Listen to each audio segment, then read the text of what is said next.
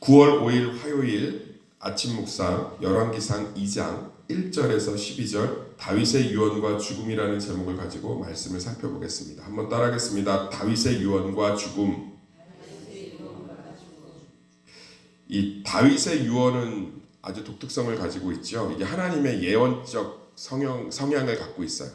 모든 사람의 죽을 때 유언이 참 값지지요. 인생을 이제 마무리하고 죽음으로 접어드는 단계에서 하는 말들이 얼마나 이 힘이 있겠어요. 그래서 유언 같은 경우들은 재산 상속이나 분할에 굉장히 큰 영향을 끼치지 않습니까? 그런데 성경에 특히 구약 시대에 시대를 대표하는 인물들의 유언은 성령이 긴급하게 개입하셔서 아주 하나님의 어떤 임재 가운데 일어나는 예언, 하나님의 말씀으로서의 성격이 강합니다. 뭐 야곱의 축복이라든지 아브라함의 축복이라든지 이삭의 축복, 이것들이 사실은 다 하나님의 예언적 성격으로 그대로 성취되는 것들을 볼 수 있거든요. 다윗도 이스라엘 백성의 대표자였기 때문에 믿음의 대표자요, 민족의 대표자요, 나라의 대표자였기 때문에 하나님의 영이 임해서 다윗의 유언을 잘 보면 하나님의 음성이에요. 하나님의 예언이에요.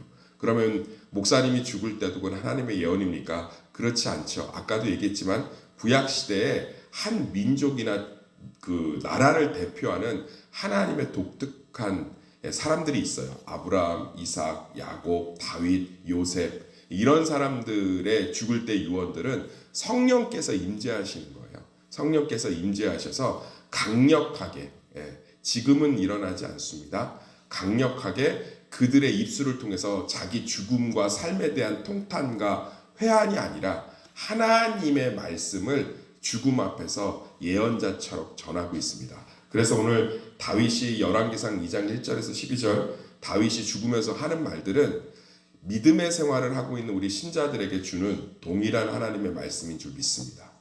그 첫 번째가 뭐냐면 하나님의 말씀을 지켜 행하는 것이 복이라는 거예요.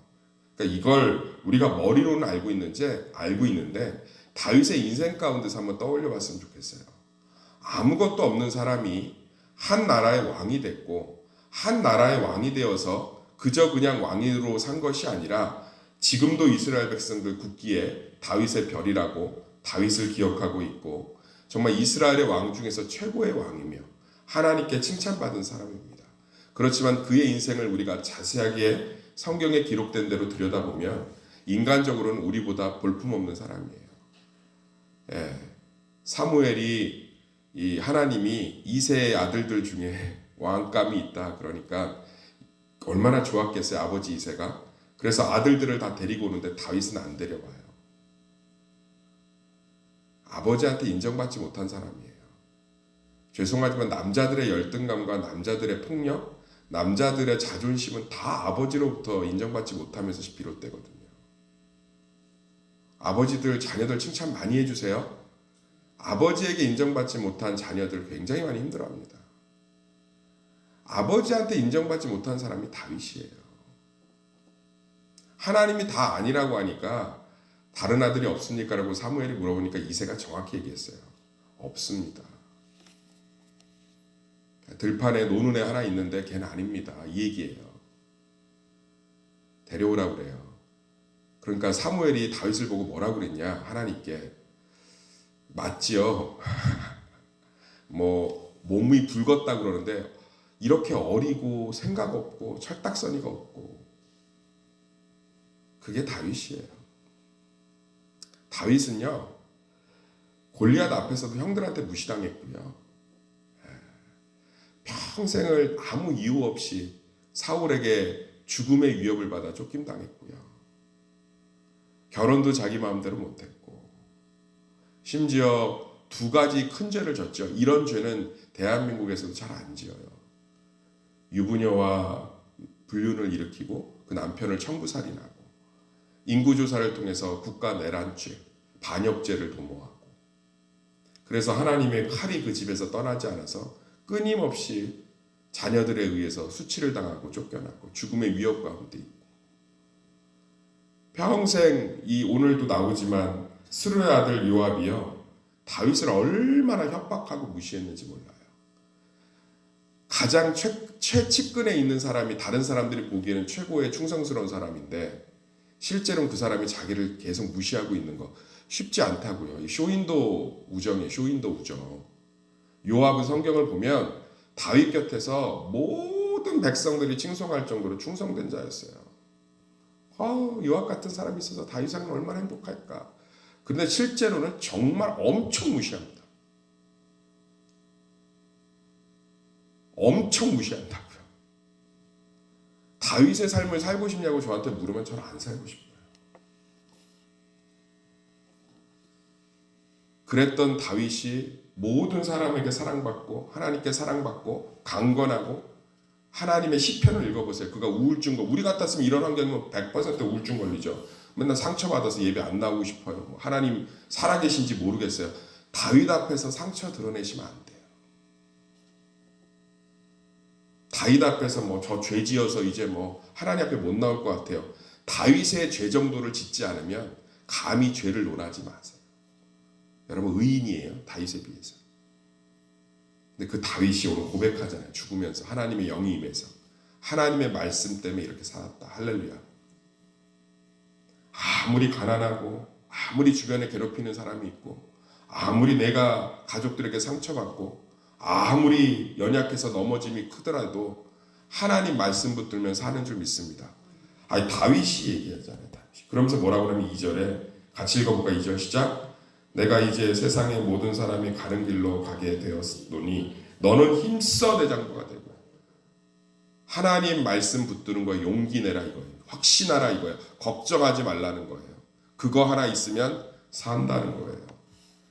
제가 사랑하는 친구 동기 중에 어머니가 암에 걸려서 죽기 직전이에요. 아버지는 그 친구 이제 미국에서 들어오면 제가 한번 부흥회 한번 세울 건데 너무 탁월한 친구인데 아버지는 제가 여기서 얘기하면 하루가 우울한 사람이에요. 어머니 이제 암으로 죽고 마지막 수술실 말기예요. 물론 이제 하나님의 은혜로 살았지만 마지막 수술실 들어가면서 두 아들 앉혀놓고 한 말이 딱 하나예요. 그 친구가 거기서 예수 믿고 이렇게 멋있는 목사가 됐어요. 성경책을 손에 쥐어주면서 한서봐 이거 붙들면서 한다. 에브라임 링컨의 어머니도 똑같았어요. 죽으면서 뭐 했는지 아십니까? 링컨 불러다가 성경책 쥐어주면서 이거 붙들면서 한다. 저도 여기 앞에서 연수를 자랑할 수 없는 어린 사람이지만 제 인생을 되돌아보면서 정말 얘기할 수 있어요. 하나님 말씀 붙들면서 하는 줄 믿습니다. 하나님 말씀 붙들면서 살아요. 믿으십니까? 아멘. 진짜 물려줄 것 뭐예요? 얘기하잖아요. 너희들이 하나님 말씀 앞에 서 있으면 다윗의 집안이 형통하리라. 할렐루야. 다윗의 말로 듣는 거예요. 다윗의 말로. 내가 하나님 말씀 붙들면 복 주시겠지.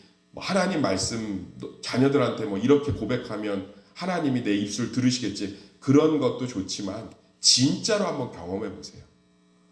하나님의 말씀을 붙들어서 복을 받는 것. 이번 주도 주일 출석이 170명이 넘었어요. 계속 사람들이 주일 타협하지 않고 이제 예배 자리 나오고 하는 이유가 뭔지 아세요? 제가 공개를 못해서 그렇지 말씀의 열매, 은혜를 경험한 사람들이 계속 늘어가고 있어요.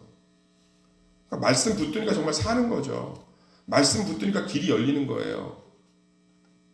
말씀 붙드니까 하나님 안에 은혜를 누리는 거예요. 삶의 문제들의 변화가 시작되기 시작하는 거예요. 우리 안에 그동안 살아왔던 신앙생활을 오늘부터 시작해. 오늘부터 나 기도해봤더니 하나님이 해결은 하셨는데 그렇지 않아요. 근본적인 변화들이 우리 안에서 일어나는 줄 믿습니다. 다시금 담대하십시오. 힘써 대장부가 되십시오. 과거의 신앙의 경험들을 다 내던지고 다시금 하나님의 말씀과 기도로 하나님의 진짜 임재와 은혜를 경험하시기를 예수의 이름으로 축원합니다. 그러면서 이제 두 번째 유언은 뭐냐면 이제 공동체에 관련된 이야기를 해요. 저는 요즘 저한테 하나님이 오셔서 김 목사 소원이 뭐야 그러면 저는 우리 성도들이 축복을 받는 거예요. 두 번째 소원이 뭐냐? 우리 성도들이 축복을 받는 거예요. 세 번째 뭐냐? 진짜로 우리 성도들이 축복을 받는 거예요. 제가 요즘 뉴스를 보면 답답합니다. 미국 경제도 흔들리고 중국도 흔들리고 그 사이에 낀 새우보다도 못한 대한민국이 어떻게 될지 지표들 다 나오잖아요. 아무 염려 안 해요. 하나님 살아계신 줄 믿습니다. 심판 속에서도 방주에 올라탄 노아의 가족들 털끝 하나도 안 상하게 한 줄 믿습니다. 제가 그거 붙들고 우리 성도들의 삶과 가정과 일터, 자녀 정말 많이 기도하고 있습니다. 그래서 오늘 말씀을 정말로 하는 거예요. 제가 이 오늘 다윗의 공동체에 관련된 이야기를 참 자주 해요. 그건 잔소리를 하는 게 아니고요. 정말로 우리 성도들이 축복을 받았으면 좋겠어서. 축복은 그릇 싸움입니다. 꼭 기억하세요. 이거는 반드시 붙들고 기억하셔야 될 진리예요. 따라합시다. 축복은 그릇 싸움입니다. 정성 싸움이 아니에요. 정성은 예수 그리스도가 다 채운 줄 믿습니다. 이거 꼭 기억하세요. 우리가 축복받을 정성은 하나님이 예수 그리스도가 십자가에서 다 채우셨습니다. 따라합시다. 우리가 축복받을 자격은 예수님이 다 채우셨다. 이거 부정하면 이단이에요. 믿으십니까? 다 채우셨죠? 그럼 그릇 싸움이라고요. 그릇이 넓든 좁든 깨끗하든 더럽든 이 싸움이에요. 축복은. 저는 우리 성도들이 축복받을 자격을 다 갖췄다고 생각합니다. 왜요? 예수 그리스도 때문에. 할렐루야. 이 중에 믿음이 10인 사람도 있고 20인 사람도 있고 30인 사람도 있고 1000인 사람도 있어요. 제가 판단할 수 없지만 판단하지도 않고. 그렇지만 10인 사람도 1000이에요. 예수 그리스도가 990 채우셨고 500인 사람도 1000이에요. 예수 그리스도가 500 채우셨고 800인 사람도 1000이에요. 예수 그리스도가 200 채우신 줄 믿습니다. 예수님 때문에 우리는 다 축복의 세대예요. 그릇 싸움이에요. 그릇 싸움. 자꾸 한국교회가 축복을 정성 싸움으로 접근하니까 축복이 이게 어려운 거. 교회가 복을 받아야 세상 사람들이 예수를 알죠. 할렐루야. 정확하게 개념 붙들고 가세요. 제 앞에서 제가 더 뭐 해야 되는데 그럼 제가 다시 사형리 읽어주고 예수님 전할 거예요. 축복의 자격은 다 갖췄습니다. 아멘. 그릇의 싸움, 그릇 싸움. 그 얘기예요. 그 얘기. 첫 번째 이제 스루의 아들 요압 나오잖아요. 공동체 무서워하세요. 사람들은 속일 수 있을지 몰라도 하나님과 공동체는 속일 수 없는 줄 믿습니다. 진실하라는 거예요. 요압은요. 겉으로는 충성다하는 것처럼 했지만 다윗이 여기 넬의 아들 아브넬하고 아마사 다 용서하고 살려주라고 그랬잖아요. 말 한마디 안 듣고 죽여버려요. 항상 하나님 보시기에 이 마음을 정직하고 합당하게 누구 미워하지 말라 이런 뜻 아니에요. 미워하면 하나님께 미안하다 그러고 용서가 안 되면 사랑 달라고 기도하고 그런 뜻이 아니라 마음 자체를 나쁜 마음, 방향성 그런 거 품지 않기를 간절히 소망합니다. 두 번째가 7절 한번 읽어요. 7절 시작.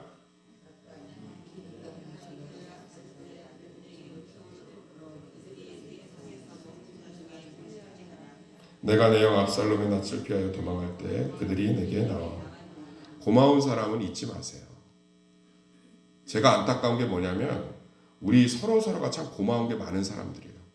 어떤 분 제가 참 이뻐하고 마음껏 축복해요. 왜냐하면 제가 그분 다른 사람 통해 들었는데 우리 교회 초창기 때 막 천왕동 와서 그분이 안 도와준 사람이 없어요.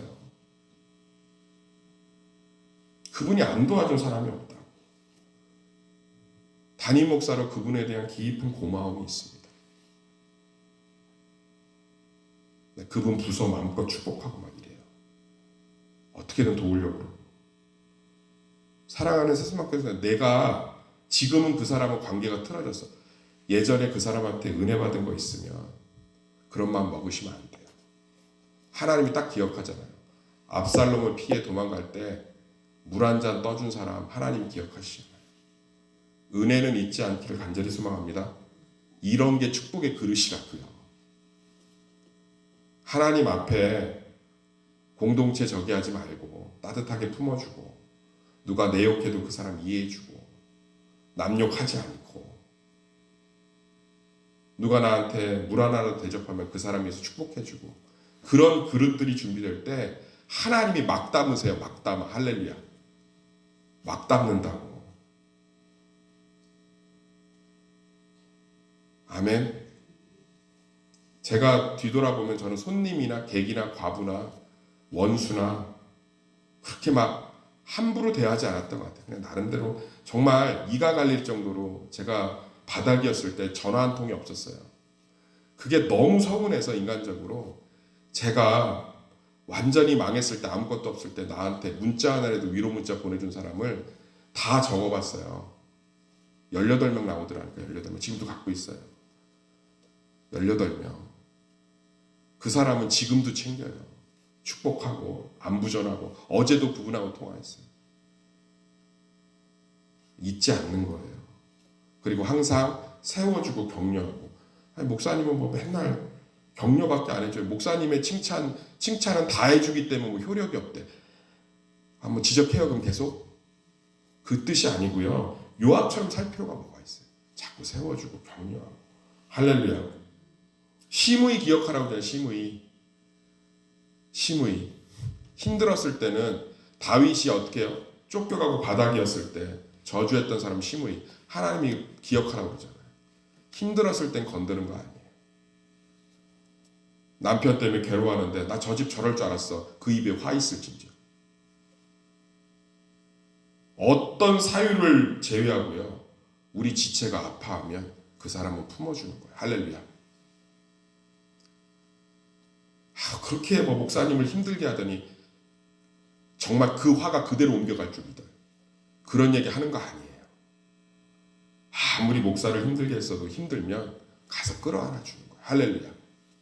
세워주고 격려해주고 밥 사주고 도와주고 안아주고 그 축복의 그릇이라. 축복의 그릇. 절대로 힘들면 그냥 무조건. 예수님이 어떻게 했겠어요? 힘들면 안아주고 힘들면. 제가 이번 주에 간증했잖아요. 제자반할 때 다른 목사들은 막 성구 함성 안 해오면 막 잘라버리고 뭐 틀리면 잘라버리고. 근데 이 친구는 끝까지 품었다고 그랬잖아요. 힘들면 가서 막 회사 때문에 못 나오면 그 회사 앞에서 기다렸다가 성경 공부해주고. 어제도 문자 나누는데요. 제자반이 줄을 쓴대요. 줄을 서. 은혜가 넘쳐갖고. 힘든 사람 손 잡아주길 간절히 소망합니다. 우리 교회 정기적으로 저 와서 위로하는 부부 있어요. 그 부부 어떻게 그렇게 저를 사랑하냐. 맨날 얘기하는 게 똑같아요. 자기는 성경 공부할 시간이 없대요. 성경 공부할 시간이. 그래서 중고등부 교사 섬기고 싶은데 자격이 없는 거예요. 과정을 통과를 못해서. 그런데 김호 목사님이 그때 강도사였죠. 고등부에 오시더니 자기 시간 다 맞춰서 그 자리까지 막 쫓아가서 그 회사 앞까지 가서 그 성경 공부 다 시켜서 과정 통과시켜서 자기 이렇게 교사를 하고 있다. 지금도 얼마나 저를 위해 기도하고 축복하는지 몰라요. 할렐루야. 힘들 때는 그냥 위로하는 거예요. 위로. 네 편이니 내 편. 그거 하지 마세요. 힘든 사람은 그냥 알아주는 거예요. 그게 교회 공동체인 줄 믿습니다. 아멘. 다시 한번 말씀드릴게요.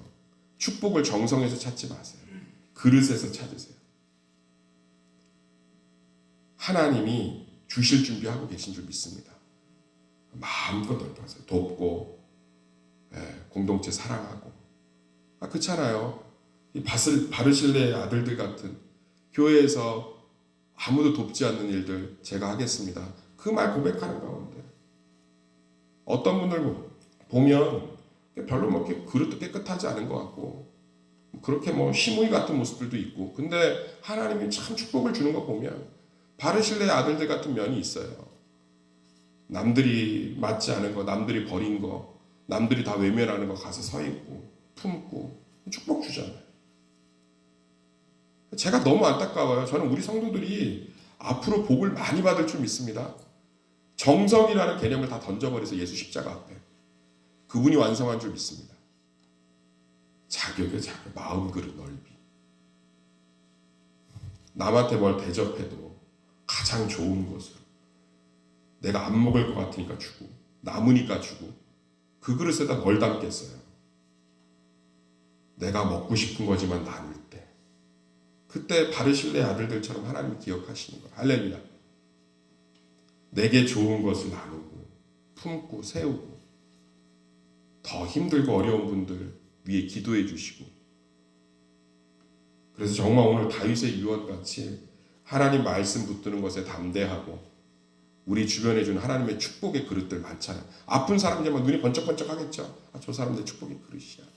힘든 사람들, 억울한 사람들, 상처받은 사람들 세워주고 격려하고, 그러므로 말미암아 다윗의 유언의 상속자들이 되시기를 예수의 이름으로 축원합니다. 기도하겠습니다.